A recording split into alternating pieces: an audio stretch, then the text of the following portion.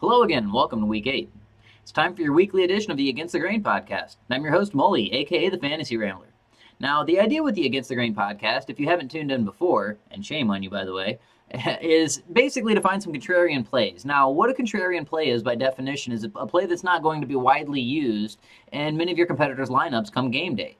The idea here is to differentiate your lineup from the lineups of many of the competitors in your field to potentially give yourself a bit of an advantage at a certain position and hopefully put yourself atop the leaderboard when it's all said and done. Now, these players aren't widely used, and for good reason. There is a good deal of risk involved with them, and we'll talk about that as we talk about the players as well. So again, this is intended mainly for GPP use, and you probably want to steer clear of these picks if you're looking to build a lineup for a head-to-head or a 50-50 competition.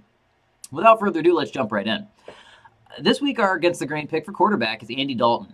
Now, Andy Dalton has a decent price point this week at $5,600, so he presents a pretty decent savings from some of the top options, but he's also been kind of unimpressive, especially since they've lost A.J. Green, and no more so than last week when the offense was held to about 138 yards by the Indianapolis Colts defense.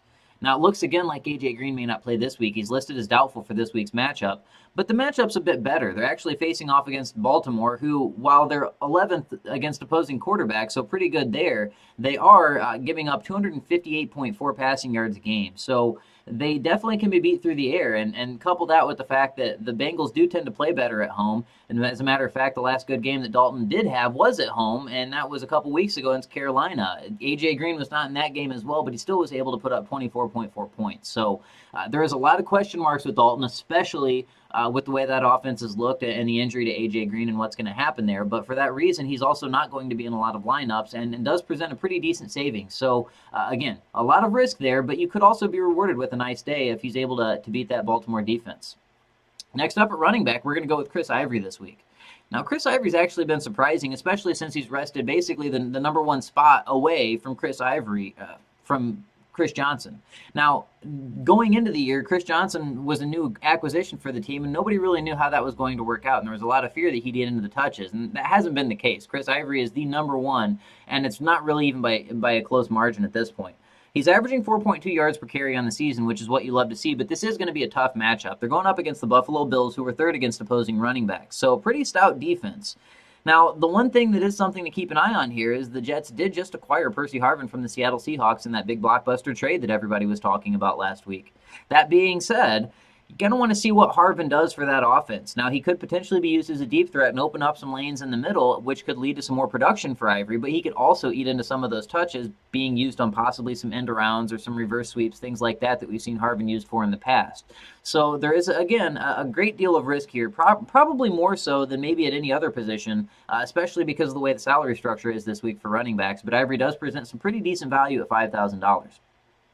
Next up, we've got Pierre Garçon. Now, Pierre Garçon has kind of a quiet year, at least by his standards, and what we possibly expected from him based on his last year production. But a lot of that's had to do with the turnstile that we've seen in the backfield at the quarterback position for the Washington Redskins.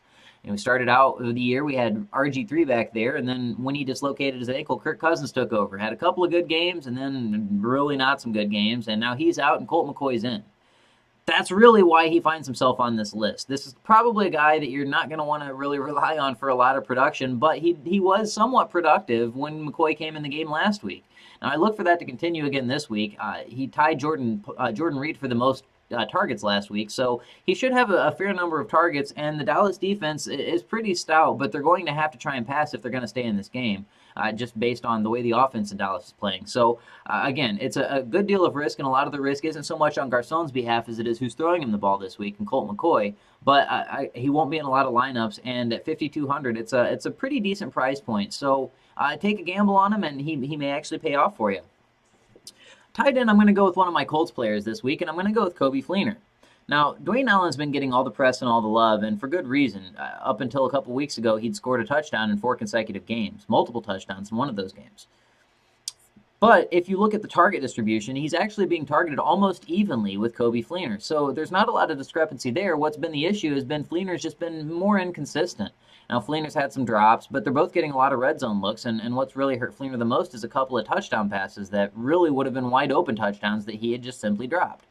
This week, I anticipate him looking a bit, Andrew Luck that is, looking a bit more Fleener's way and him having plenty of opportunities to score. And a lot of that's going to be derivative of Reggie Wayne not being in the lineup. He's held out with an elbow injury, and so that's going to lead to reduced wide receiver options. You're going to have Hakeem Nicks and Dante Moncrief step up there. But again, you're also going to have I would say, probably the most trusted receiver to move the chains in Reggie Wayne out of the lineup, which means you should see some more tight end looks and see a bit more involvement from those guys in the entirety of the passing game and not just so much in the red zone like we've seen in weeks past.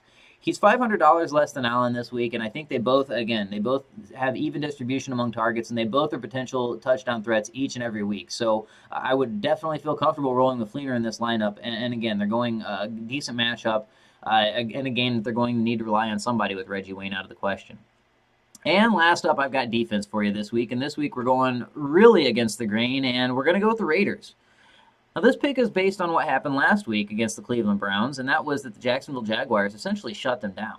Jacksonville was able to get pressure on Brian Hoyer, and they were able to shut down the run game. And I think a lot of that has to do with the loss of Alex Mack at the center position for the Browns, and they're going to have to overcome that. But they obviously haven't yet, and until they do, I'm going to feel pretty confident starting any defense that's going up against them.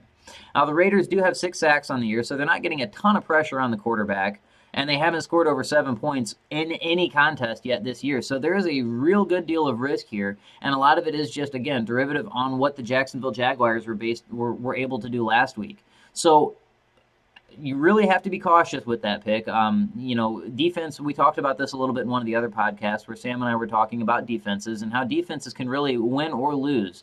And you really want to find a high-scoring defense. Now, I'm not saying that the Raiders will necessarily be it, but the potential is absolutely there, and I'm fairly certain that a lot of people are not going to be on them this week. So just take that with a grain of salt, and remember that just in like in real life, just like in fantasy, that you can get a splinter when going against the grain. So be cautious, be careful, and good luck in Week 8.